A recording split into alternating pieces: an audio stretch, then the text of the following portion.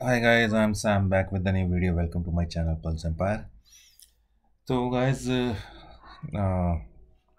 Actually घर पे थोड़ा रेनोवेशन का काम चल रहा था तो इसलिए मैं थोड़ा बिजी रहा 3-4 दिन, बट नाउ विल कंटिन्यू।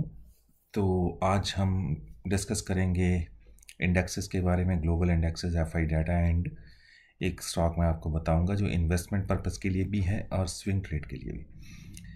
तो guys let's start the video. सबसे पहले डिस्क्लेमर कि यहाँ जो भी डिस्कस किया जाएगा वो सिर्फ इंफॉर्मेशनल पर्पस के लिए है, और अगर आप किसी भी स्क्रिप्ट में इन्वेस्ट करते हैं तो पहले खुद की रिसर्च ज़रूर कीजिए या फिर अपने फाइनेंशियल एडवाइज़र से सलाह ज़रूर लीजिए। एंड सेकंड थिंग, इसमें किसी भी स्क्रिप्ट में मेरी या मेरे क्लाइंट्स की पोजीशन हो सकती है गाइस। तो गाइस ये निफ्टी का डेली चार्ट आपके सामने लगा है और निफ्टी आज कंसोलिडेशन में रही है और उसका रीज़न भी डिस्कस करेंगे। तो गाइस निफ्टी ने एक बाउंस बैक यहाँ से दिया है। तो let's see the option chain data कि परसों की जो कल एक्सपायरी है, परसों कल है, हाँ कल है। तो गाइस 18,200 पे जो मेजर कॉल राइटिंग है 1,11,00,000 शेयर्स की, और मेजर पुट राइटिंग है 18,000 पे 1,27,00,000 शेयर्स की। तो 18,000 एक्सपायरी तक 18,000 एंड 18,200 का जो लेवल है ये मेजर लेवल्स हैं एक्सपायरी के लिए। तो हो सकता है निफ्टी 18,000 एंड 18,200 के बीच में क्लोजिंग दे। और आपको क्या करना चाहिए, अगर निफ्टी 18,000 के आसपास मिलता है तो वहाँ पे बाय करना चाहिए, एंड 18,200 के आसपास आपको सेल करना चाहिए। बाय किया है तो प्रॉफिट बुक करना चाहिए, और अगर शॉर्ट पोजीशन बनाना चाहते हैं तो 18,200 के ऊपर यानी 20-25 पॉइंट ऊपर आप सेल कर सकते हैं with the strict stop loss. 250 का जैसे 225 पे या 220 पे आपने सेल किया है तो 250 का स्टॉप लॉस रख सकते हैं आप 30-40 पॉइंट्स का। तो अगर आप शॉर्ट पोजीशन बनाना चाहते हैं 18,200 के लेवल के आसपास, तो निफ्टी के लिए 18,000 एंड 18,200 ये दो लेवल मेन है एक्सपायरी वाले दिन के लिए। तो guys let's see the global indexes. तो निफ्टी के कंसोलिडेशन में रहने की वजह ये है क्योंकि डॉ जोन जो है वो यहाँ पे कंसोलिडेट हो रहा है गाइज। पिछले कई दिनों से डॉ जोन बस एक रेंज में है, तो कभी थोड़ा नीचे कभी थोड़ा ऊपर। तो मुझे लगता है कि मार्केट किसी न्यूज़ की वेट कर रही है और इसीलिए कंसोलिडेशन में है। बाकी क्रूड ऑयल जो है, ब्रेंट क्रूड जिसे हम कहते हैं, वो $84 पे ट्रेड हो रहा है, 77 से थोड़ा ऊपर आया है, और डॉलर इंडेक्स जो है वो 104 के आसपास ही है। तो गाइस SGX निफ्टी जो है वो 128 पॉइंट प्लस है, बट अभी पूरी रात पड़ी है तो सुबह तक देखते हैं कि ये अपना ये लेवल सस्टेन करती है कि नहीं करती। तो गाइस ये थी ग्लोबल इंडेक्सेस। एफआईज का डाटा चेक करते हैं, अगर वो आ चुका है तो 28 है आज गाइस। तो एफआईज ने कैश में सेलिंग की है और पिछले 4 दिनों से वो सेलिंग मोड में हैं, और डीआईज ने वहीं पे बाइंग की है और वो कॉन्टीन्यूसली बाय करते जा रहे हैं। तो एफआईज की 900 करोड़ के आसपास की सेलिंग है, और एफएनओ डाटा इंडेक्स का अभी आया नहीं है, स्टॉक फ्यूचर का भी अभी आया नहीं है, तो कैश में उनकी सेलिंग है। तो एफआईज का डाटा पिछले 4 दिनों से नेगेटिव ही है बिकॉज वो अपनी होल्डिंग सेल कर रहे हैं। तो लेट्स सी अब कल क्या होता है। तो गाइस एक बात और, मैं आपको इंट्राडे लेवल नहीं देता हूँ, मैं आपको जो निफ्टी में आपको बोलता हूँ ना वो पोजीशनल भी हो सकता है। इंट्राडे में वो लेवल काम करे तो बहुत अच्छी बात है, अदरवाइज़ वो पोजीशनल काम करते हैं। अब जैसे 18,000 पे सपोर्ट है, 18,000 ब्रेक करती है नीचे की तरफ और वो नीचे ही रहती है, तो वहाँ पे एक सेल पोजीशन आप पोजिशनल बना सकते हैं, ठीक है, इंडेक्स में या ऑप्शंस में इंडेक्स के। तो ये ज़रूरी नहीं कि इंट्राडे में ही करना है, अगर आप इंडेक्स में काम करते हैं तो पोजिशनल भी चल सकते हैं विद द स्टॉप लॉस। तो स्टॉप लॉस हर जगह पे रखना बहुत ज़रूरी है गाइस। अब हम डिस्कस करते हैं एक स्टॉक जो कि इन्वेस्टमेंट पर्पस के लिए भी है और स्विंग ट्रेड के लिए भी है। तो इस स्टॉक का नाम है संदेश limited.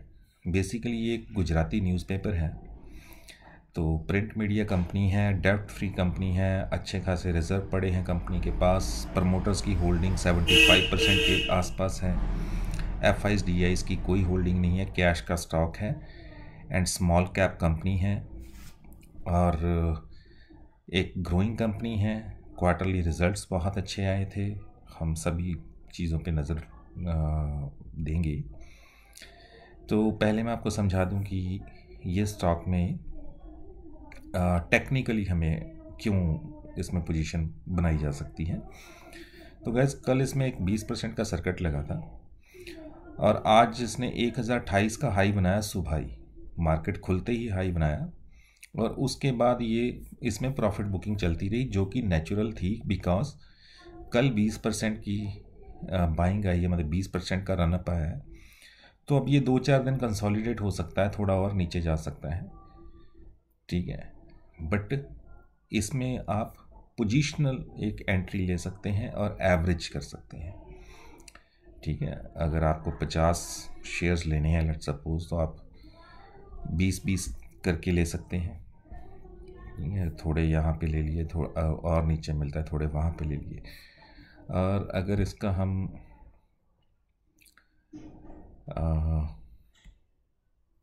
Long term chart check करें तो कहानी आपको यहाँ पे समझ आएगी गाइज।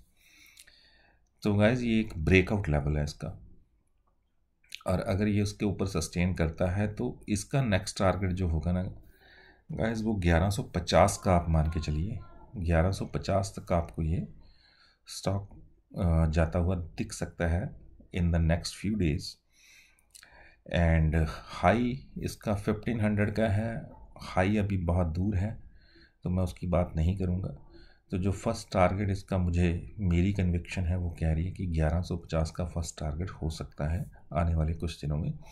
अब हम चलते हैं इसके फंडामेंटल्स पे। ये तो थे टेक्निकल्स, और टेक्निकली अगर देखें आप, मंथली RSI भी बुलिश है, 66 पे है, और जो डेली RSI है वो भी 70 के आसपास है। तो RSI भी बुलिश है, टेक्निकल इंडिकेटर्स जो हैं वो बुलिश है। तो ये कंपनी के फंडामेंटल्स हैं गाइस। स्टॉक की पी जो ध्यान देने वाली है कि वैल्यूएशन आपको बहुत अच्छी मिल रही है, सिर्फ 7 की वैल्यूएशन पे मिल रहा है। ROC ROE बहुत ज़्यादा अच्छे नहीं है बट फिर भी बेटर है। एंड डेट टू इक्विटी आप देख रहे हैं 0 है, बिकॉज कंपनी के ऊपर डेट नहीं है। और गाइस फ्री कैश फ्लो जो कंपनी का था वो 24.5 करोड़ का था, यानी पॉजिटिव था। एंड इंट्रिंसिक वैल्यू जो है वो इसकी 1700 के आसपास की है, और स्टॉक उससे तक ऑलमोस्ट आधे में मिल रहा है, या 40%, 85% आपको लेस मिल रहा है।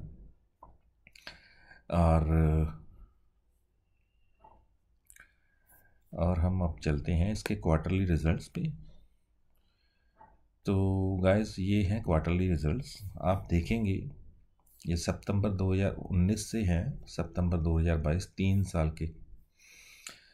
तो क्वार्टरली कंपनी स्टेबल है, अच्छा कर रही है, और अब उसके प्रॉफिट्स बढ़ते जा रहे हैं। और लास्ट जो प्रॉफिट उसका आया था गाइस 44 करोड़ था, as compared to previous quarter and as compared to previous year almost double था। और जो मार्जिन थे कंपनी के वो थोड़े कम आए थे, 39% से 29%। और अगर कंपेयर करें प्रीवियस क्वार्टर से तो 10% उससे बढ़ के आए थे, बट प्रीवियस ईयर से 10% कम आए थे।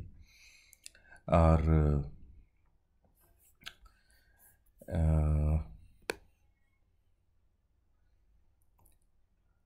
कि शेयर होल्डिंग पैटर्न आप देख सकते हैं 75% के आसपास प्रमोटर्स की होल्डिंग है और वो स्टेबल है 2019 से। और वहीं पब्लिक के पास जो होल्डिंग है वो भी ऑलमोस्ट सेम है 25% के आसपास। तो गाइस यहाँ पे भी आप इसका जो लाइफ टाइम चार्ट है वो देख सकते हैं कि एक ब्रेकआउट लेवल है। इस लेवल को ब्रेक करके ऊपर गया तो गाइस ये वाला लेवल सबसे पहले आएगा 1150 के आसपास, 1150 से 1200। तो आप इस स्टॉक पे नज़र रखिए, इसको वॉच लिस्ट में रखिए एंड हो सकता है ये आपको कल इंट्राडे में या पोजिशनल आपको 10 से 15% की मूव दे दे। तो that's it guys and will see you with the next video. Bye bye for now.